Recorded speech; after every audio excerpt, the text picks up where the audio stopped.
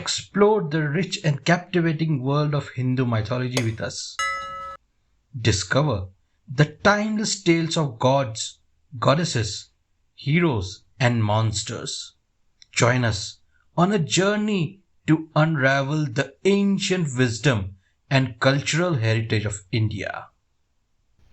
Have you heard about going lengths to appease the parents? Have you heard of selflessness personified? This is the story of Bhishma. Appusayz, welcome to my channel. As it's customary to hit the bell to enter a holy place, so hit the bell icon before starting the journey. One day, King Shantanu of Hastinapur, whose favorite pastime was hunting, was walking along the banks of river Ganga in search of deer and bison. Suddenly, a beautiful maiden appeared in front of him. Shantanu fell in love with the maiden at first sight. O divine maiden, however you may be, and wherever you may come from, I want to marry you. O king, I shall willingly become your wife, but no account must you ask who I am or why I do what I do. And you must never speak an unkind word to me. The moment you do, either I shall leave you forever. So be it. Shantanu married the maiden and they lived happily together. But his wife behaved strangely for a woman. Each time a child was born to her, she found it. This is for your good. Shantanu was troubled. It saddens me to each child of mine killed. Yet I dare not question my beloved wife, lest I lose her altogether. However, when the eighth child was born, stop! Who are you, O wicked woman? How can you murder your own children? Ah, alas, you have broken your promise. I am the goddess Ganga. This child shall be called Gangaya after me. I had to kill our first 7 children to redeem them from our curse. The eighth child was to have been mine, and we could have lived together forever. But you have broken your promise. But as you have broken your promise, I will have to leave you now. I shall take the child with me. And Goddess Ganga disappeared. Alas, I have lost both a divine wife and a glorious son, because I was impatient and wavered in my faith. But Shantanu did not let his personal sorrow affect his duties as a king. He continued ruling wisely and well. Our king is truly the wisest and noblest of men. It is indeed unfortunate that he has no heir. And so the years passed. Then one day, as Shantanu came once again to the banks of the Gangas, hunting deer, Ganga seemed subdued and restrained. I wonder why. Shantanu was amazed. An extraordinary feat which only one with divine powers can perform was Gangaya, his son, but King Shantanu did not recognize him. Who could this godlike youth be? Gangaya knew who Shantanu was. My father is perplexed. I will play a trick on him.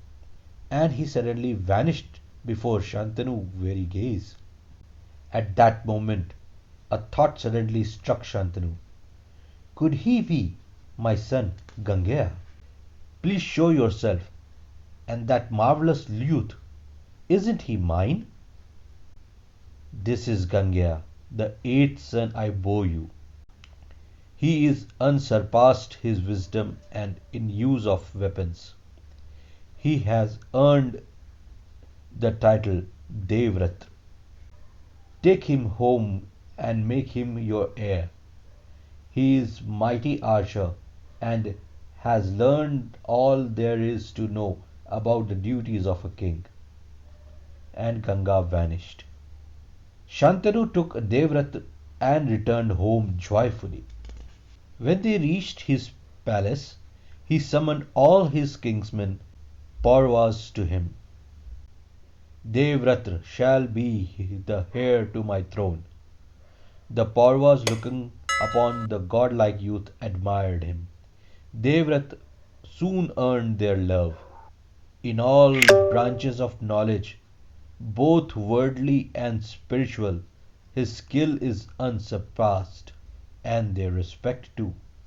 His strength and energy are extraordinary. Shantanu was happy to have such a worthy son and heir, but still he felt lonely at times.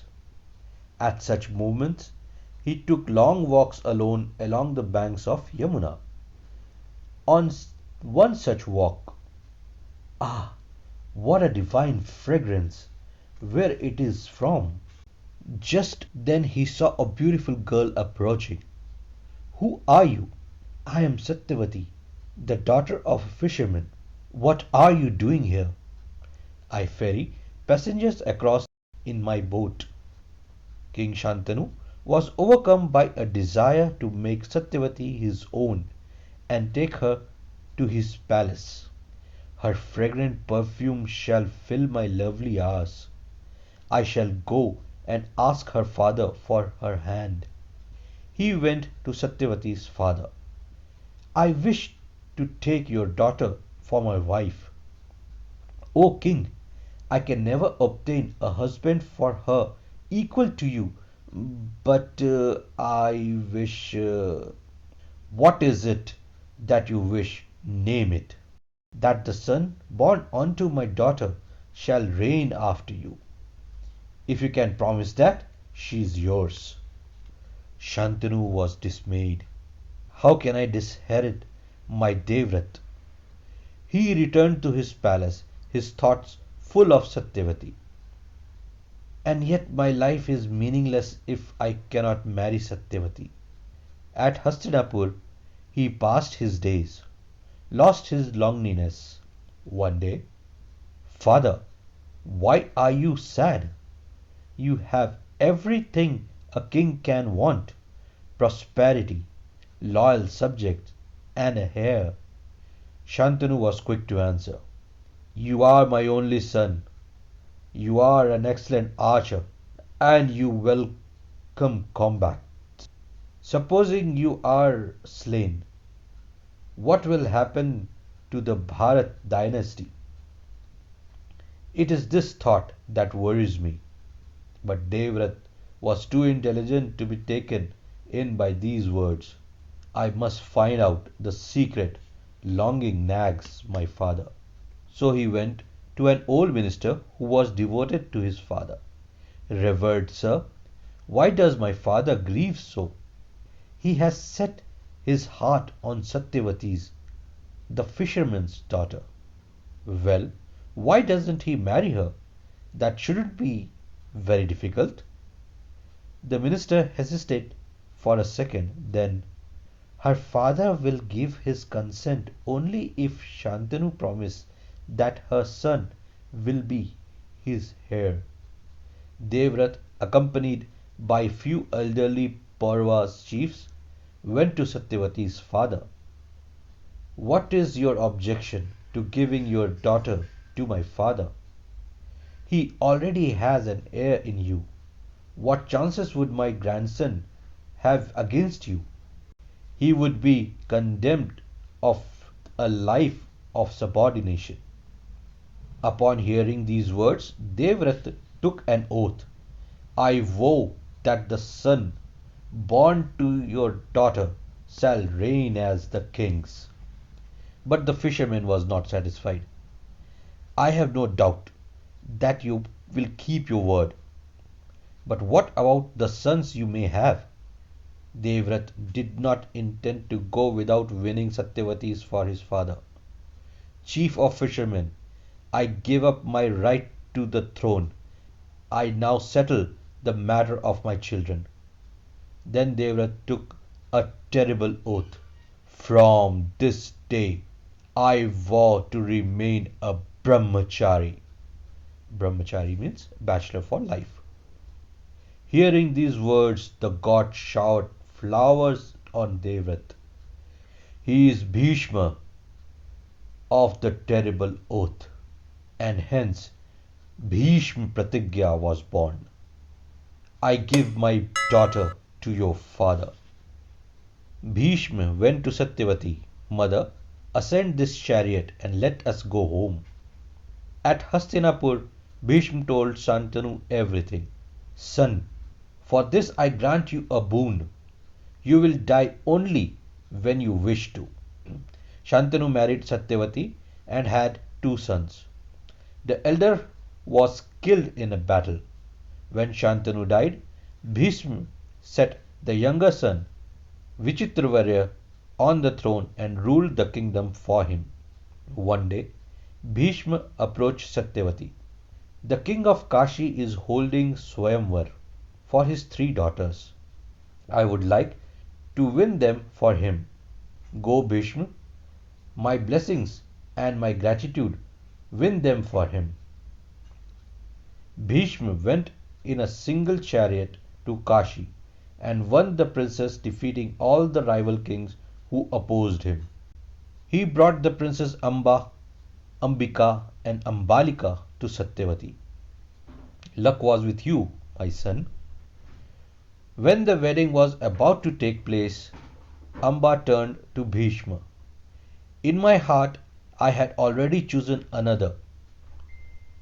He too had accepted me. Knowing this, do what is right. Bhishma reflected upon what should be done, then decided, I give you permission to do as you choose. Vichitravarya was married to Ambika and Ambalika. Amba went back to her chosen lord, but I no longer wish to marry you, as you were carried away for another. Amba was furious. Bhishma is the cause of all my suffering. I will destroy him. She went to Parshurama, the sage who hated Kshatriyas, and told him her tale. I beseech you, O venerable one, slay Bhishma and avenge me. Parshuram, accompanied by Amba and other ascetics, went to Hastinapur, and Bhishma came to pay him his respects. What can I do for you, O venerable sage? You will marry Amba. I cannot break my vow. Besides, she wanted to be free. Then I will have to slay you. Bhishma and Parshurama met each other in single combat and fought for 23 days, and Bhishma emerged the victor. Parshurama went to Amba. I tried my best, but I failed. I advise you to forget your humiliation and seek Bhishma's protection. I cannot. Amba performed severe penance for 12 years to win the grace of Lord Shiva. Lord Shiva last appeared before her. What boon do you seek of me? I wish to slay Bhishma. He had deprived me of my rights as a woman. You shall do so. But I am a mere woman. How shall I slay him who defeated the mighty Parshurama? You will be reborn at Sikandini, the son of Drupada. And Shiva disappeared. Amba made a funeral pyre, lit it, and jumped into its flames. I cannot wait to destroy this body, so that I might enter the new body that shall slay Bhishma. And as Shiva promised, she was reborn and became Sikandini.